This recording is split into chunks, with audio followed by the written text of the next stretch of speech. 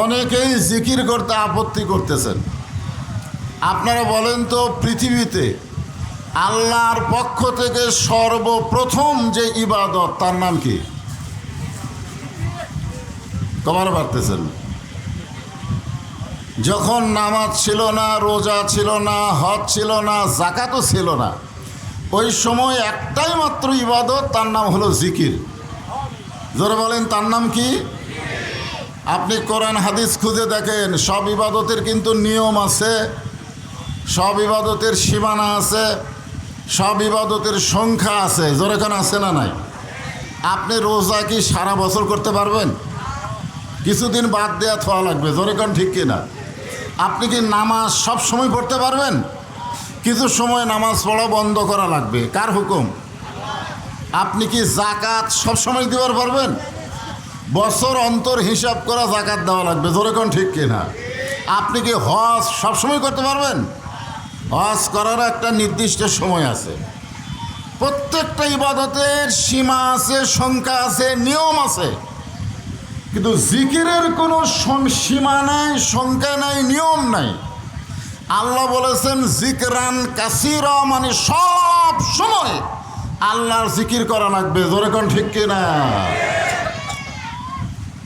কোনো জায়গায় আপনারা শুনতে পাবেন না যে নামাজ পড়তে পড়তে মারা গেল ও লোকটা জান্নাতে হবে, রোজা করতে করতে মারা গেল সে লোকটা জান্নাতে যাবে, হজ করতে করতে মারা গেল সে লোকটা জান্নাতে যাবে, যাকাত দিতে দিতে মারা গেল সে লোকটা জান্নাতে যাবে। যেতেও পারে, কিন্তু ডাইরেক্ট বলা হয় নাই।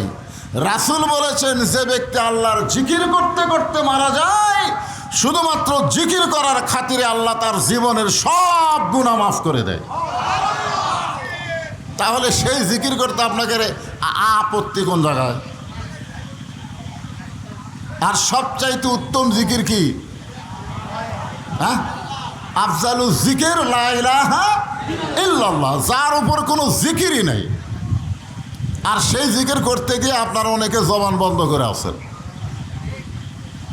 আল্লাহ রাসূল বলেছেন সারা জীবন যদি কোনো মানুষ পাপ করে, সারা জীবনই পাপ করছে, কিন্তু মরার সময় লা ইলাহা ইল্লাল্লাহ জিকির করতে করতে মারা গেছে, শুধুমাত্র ওই জিকির করার খাতিরে আল্লাহ তাকে জান্নাতের মালিক বানায় দিচ্ছে।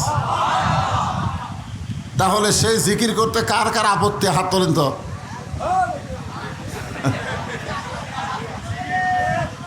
মানে এই জেনারেটরের ভটভটি শব্দতে আপনারা ঠিক মতো শুনতে পাচ্ছেন না। যার দিলে আছে আল্লাহর ভয়, যার মনে আছে আল্লাহর ভয়, আল্লাহ আল্লাহ সব সময়। আহার নিদেরা ভালো লাগে না এই দুনিয়া, ভালো লাগে না, ভালো লাগে শুধু আল্লাহ। লা ইলাহা ইল্লাল্লাহ, লা ইলাহা লা ইলাহা ইল্লাল্লাহ, লা ইলাহা ইল্লাল্লাহ, লা ইলাহা লা ইলাহা ইল্লাল্লাহ মুহাম্মাদুর রাসূলুল্লাহ। রাসূলের মহব্বতে এতক্ষণ জিকির করলেন কার? আর এইবারে যেটা আমরা উচ্চারণ করব সেটা রাসূলের মহব্বত।